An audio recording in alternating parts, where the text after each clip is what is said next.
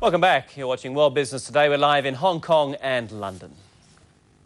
Well, another dramatic development in Iceland. The government has seized control of the country's largest bank. It took over the second and third biggest earlier this week.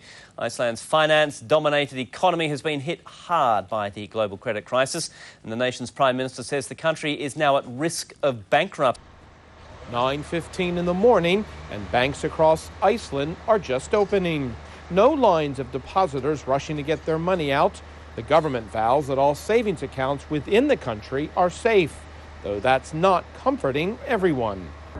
Our savings in the banks are secure, they say, but who can you trust? This 18-year-old student has decided to take her savings out and help pay her mother's mortgage. That way she won't lose her savings and her mother gets to keep her apartment. We become notorious.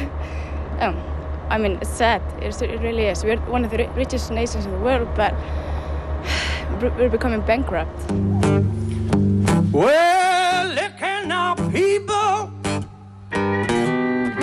A free concert by one of Iceland's top bands right in the front of the Landsbanken, taken over by the government on Tuesday, may have helped lighten the mood a bit. Up until last week, Iceland had been in a party mood. On the back of bank privatizations, many people put their savings into bank shares and into real estate. Real estate prices here started to stagnate before the global economic crisis, but it was the freezing of all bank shares on the Iceland stock market earlier this week that started to worry people. They have no idea if one of their biggest assets is worthless. We have only 3 big banks, large banks, so when these banks were privatized, it was a big issue, and there was a lot of discussion on that, you know, people should be able to participate. So a lot of people participate in the stock markets in Iceland. That helped Iceland become one of the financial powerhouses of Europe. Its wealthy families bought up assets around the continent on the back of the tiny island's growing economy. Now, businesses are sweating it out. The owner of this gym just opened a second one last month with a loan from Landsbanken.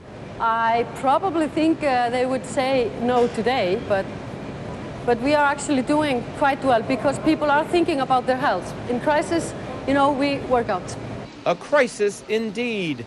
Their currency has fallen hard. Inflation is taking hold. The value of assets unclear. Easy credit had been Iceland's engine. Now, the credit crisis has led to an early freeze.